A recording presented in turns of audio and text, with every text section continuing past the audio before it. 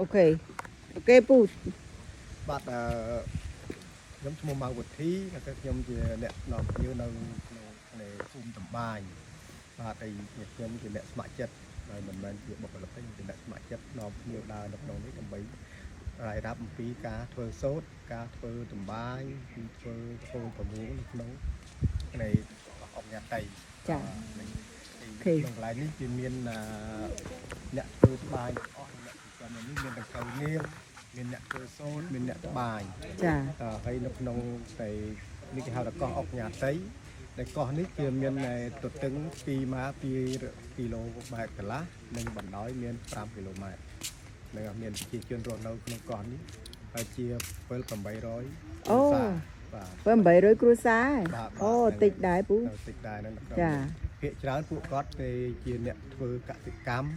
ធ្វើបន្លែដាំដំណាំនេះហើយមួយចំនួនទៀតគាត់ធ្វើសូត្រចាធ្វើតម្បាញសូត្រនៅតាមភូមិតាម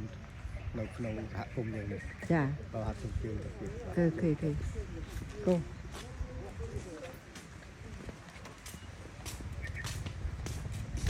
កោះអុកញ៉ាតីអូលើកទី1ឲ្យមកឮក្នុងចម្រៀង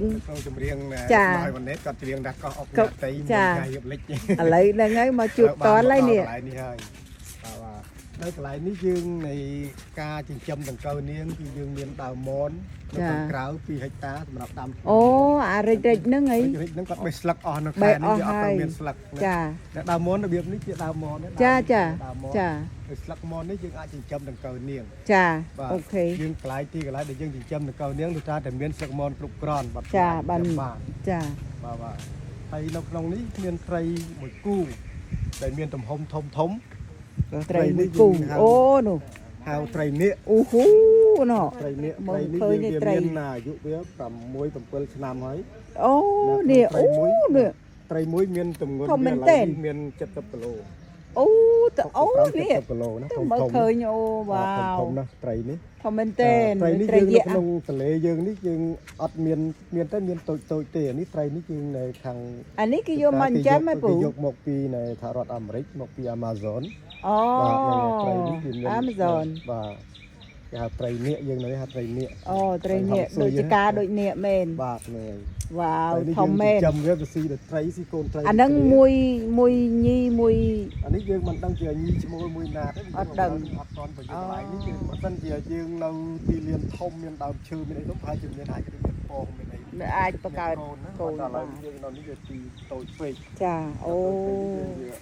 វារស់នៅធំមែនតើជាតែចិញ្ចឹមតាមធំវាស៊ីដោយត្រី70ផោនដាក់កូនត្រីអូខេបាទ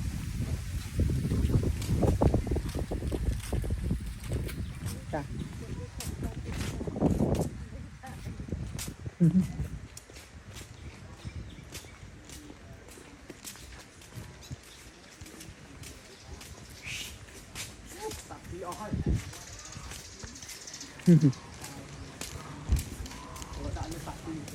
ទៅអស់អត់គ្រប់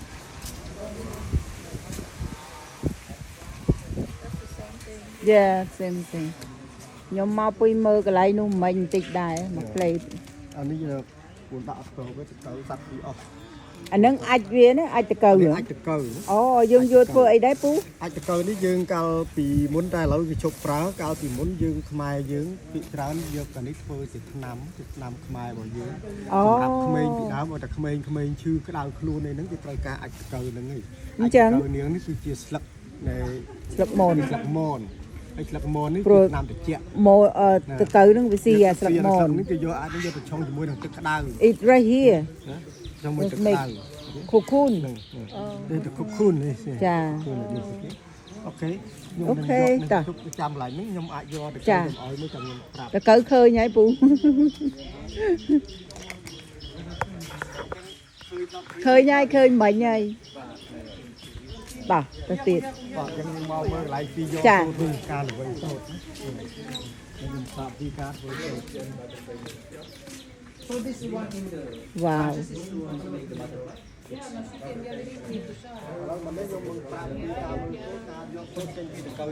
ចាអូហូ យើងកន្លែងនេះយើងកន្លែងយើងយកសរសៃសូត្រចេញពីសម្បុកនាង អូ យើងលើកទី1យើងដាំទឹកក្តៅឲ្យក្តៅឲ្យពុះដល់ហើយបានយើងដាក់សរសៃសូត្រដាក់នៅសម្បុកនាង ចេញមកពោនឹងហ្មង original ហ្មង ពណ៌លឿងតែម្ដងពណ៌របស់វាពណ៌ original របស់វាគឺពណ៌លឿងពណ៌សូត្រខ្មែរយើងគឺពណ៌លឿងនិងពណ៌មាស ចាអូស្អាតណាស់ណា យើងថាយើង អូ កាលណាយើងដាំទឹកក្តៅយើងដាក់សម្បុកចូលទុករយៈពេល15ទៅ20នាទីបានអាចយកសរសៃសូត្របាន អូដើម្បីឲ្យវា សរសៃទៅសរសៃសូត្រឃើញ ចា វាចេញមកច្រើនសរសៃរាប់រយរាប់សិបសរសៃអញ្ចឹងទៅយើង អូ វិញ មែននេះ បានយើងវិញបញ្ចូលឲ្យយកតែមួយសរសៃសូត្រទេ ឃើញដែរនេះ បាទ វ៉ាវ សរសៃ yes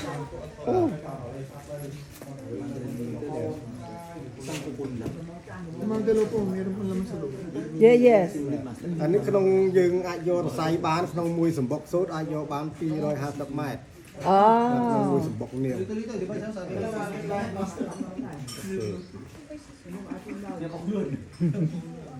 Saya lagi macam ចាំតែគាត់ចូលបោះ អូខេ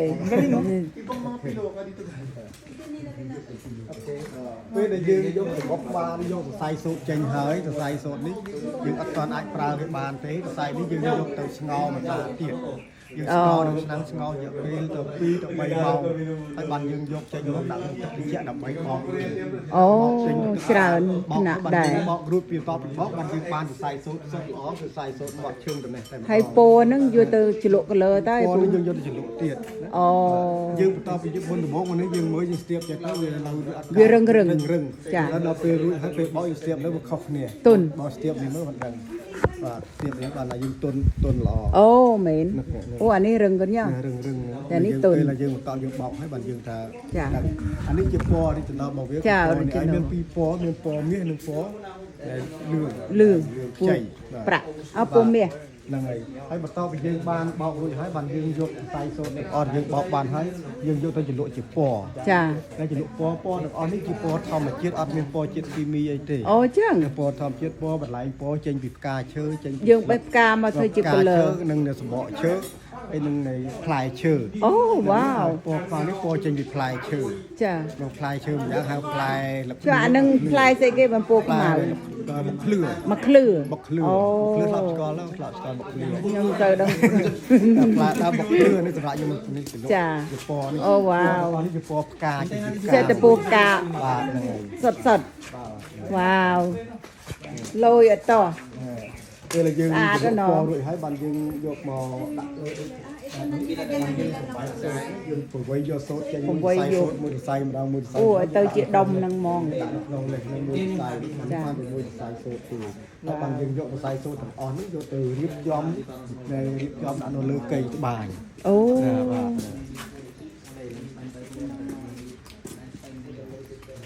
ទពីខាងនេះខ្ញុំប្រាប់ពី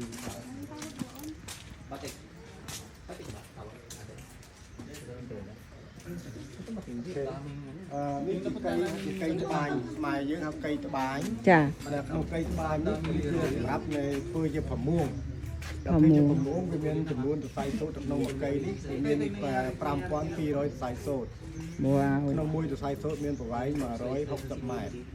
ហើយបានយើងរុំបញ្ចូលជាមួយរំទះក្តារនេះហើយសរសៃសូត្រវិញទៅយើងធ្វើកៃដើម្បីរុំបញ្ចូលនេះហើយបានយើងដាក់រៀបចំក្នុងមួយកៃនេះយើងរៀបចំវាមានអានេះជាសតបវាជំនួយដល់ការ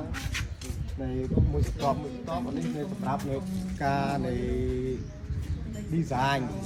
និយាយមកវា អូ design mode វា mode ការ mode design mode របស់វា វ៉ាវអូអានេះជាធ្វើ mode អានេះ mode របស់វានេះជា36 mode អូច្រើនណាស់ណោះ យើងអាចធ្វើបានដូចនៅក្នុងនេះមាន អូអូ នេះគាត់ធ្វើបើឥឡូវគាត់សម្រាប់ហូបបាយ ចាចានេះកំពុង នេះគាត់នៃអានេះយើងនៃ mode វានេះអត់ពេញទេតែ mode រងជើងក្រោម ចាពេលកដាល បាទដូចខាងនេះ ក្រោ ខាងនោះ mode ពេញ mode ពេញនេះ mode ជើងក្រោមមានខាងនោះមានតគ្នាទៀតណា mode ទាំងអស់នេះវាមានខ្លីក៏ប៉ុន្តែវាមានច្រើនពណ៌នេះមាន 4 5 ពណ៌ ចាច្រើន បើគេប្រើដូចប្រើ ច្រើន អា ពូ នេះគេហៅប្រើអានេះគេហៅថាត្រល់ ត្រល់ ត្រល់នេះក្នុងមួយតល់គេអាចបាក់ដំពណ៌បានតែមួយទេ តែមួយ មួយនេះគាត់មាន4ពណ៌4ត្រល់ចឹងទៅនៅនេះគឺ ចា អូខេ វ៉ាវ ហើយក្នុងអានេះគេហៅថាប្រមួងខ្មែរយើងវាមានរូបប្រាសាទនិងរូបផ្កាតាមផ្សេងៗគ្នា design ខុសៗគ្នា ចា ហើយក្នុងមួយក្បិននេះថាមួយក្បិនគេកាត់មួយ ចា មួយក្បិននឹង4ម៉ែត្រ ពេលបានមកក្បិនបានគេកាត់ បាទបានក្បិន អត់អត់រុំឲ្យ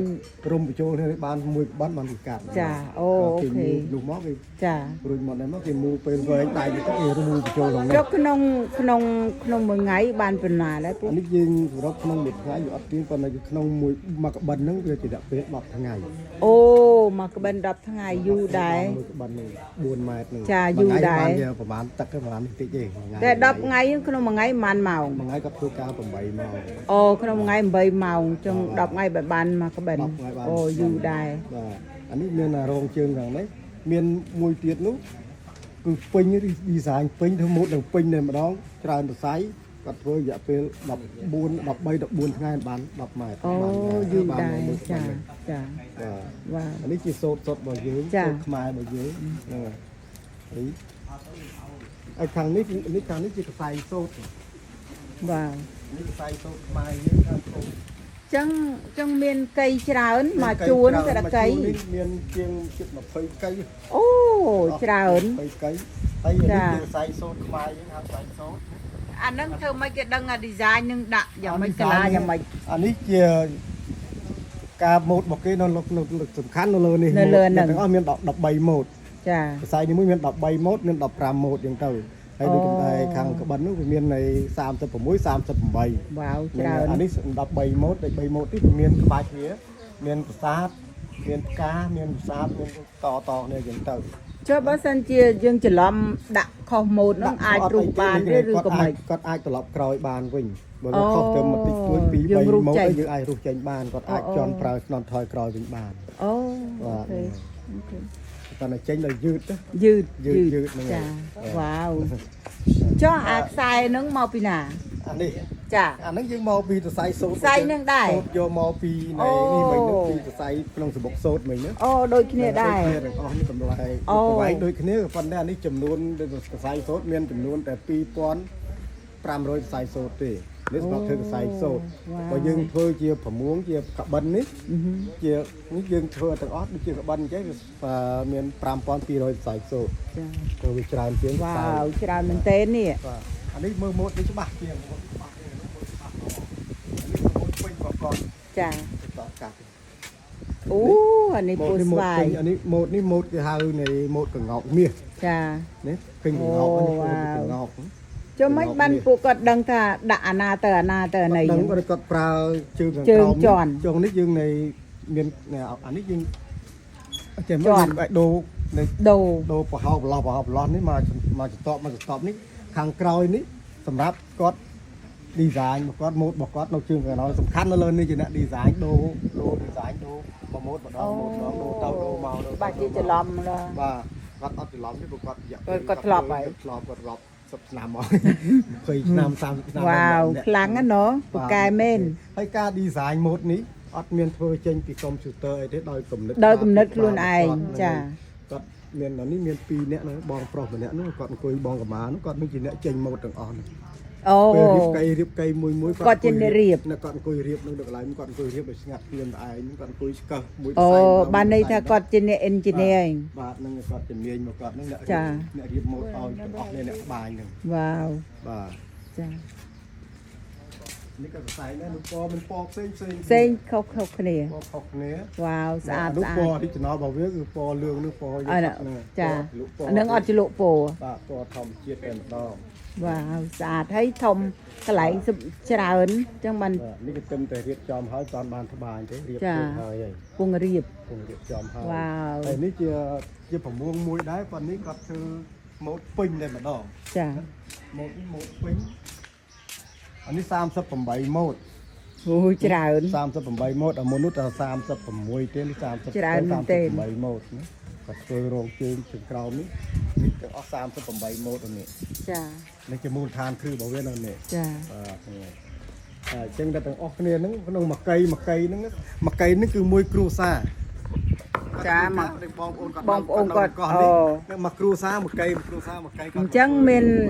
កម្មករមកធ្វើច្រើន មកធ្វើច្រើនធ្វើ20នាក់ បើថ្ងៃនេះអត់មានធ្វើណាយ គាត់សម្រាប់ហូបបាយអស់ហើយឆ្មោះ អូ ហូបបាយ អូខេអូខេពូអរគុណច្រើនចា បាទហ្នឹង វ៉ាវ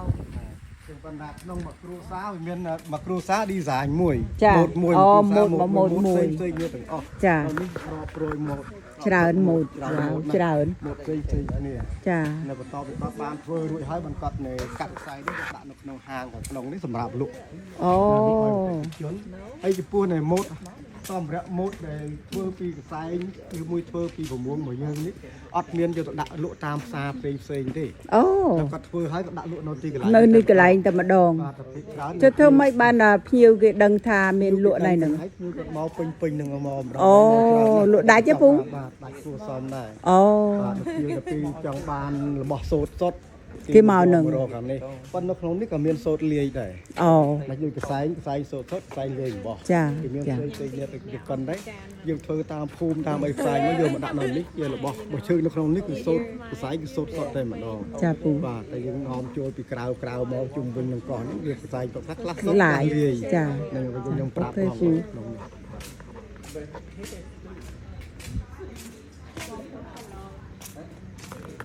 ក្នុងនេះជាផលិតផលដែលយើងបានធ្វើតាមកៃមកបងស្រីរដ្ឋបាលនោះមកវាបានផលិតផលអានេះជាខ្សែសូត្ររបស់យើងសូត្រនេះជាសូត្រសុទ្ធ100% ចា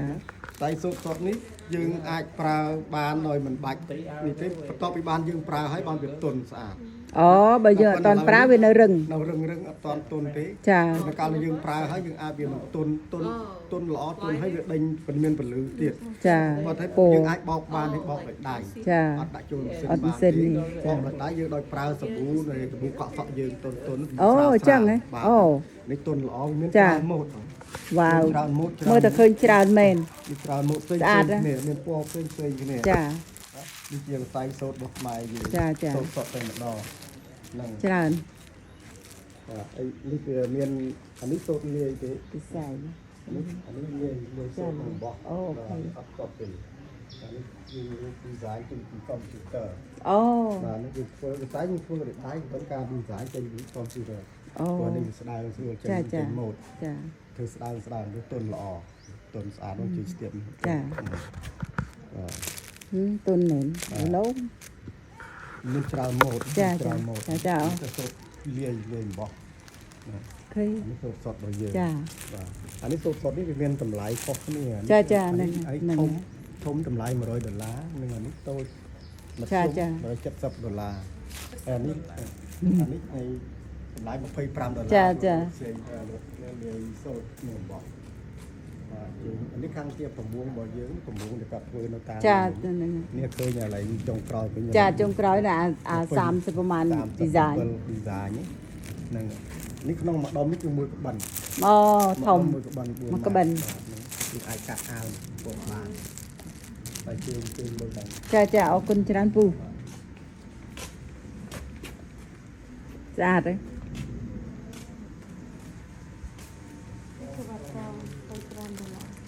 បាទក្បាត់កអាវអមកកំ pl េ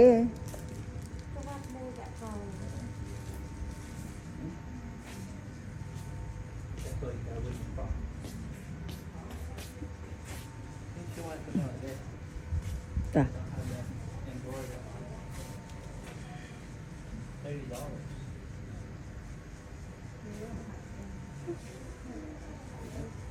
ហាតាមក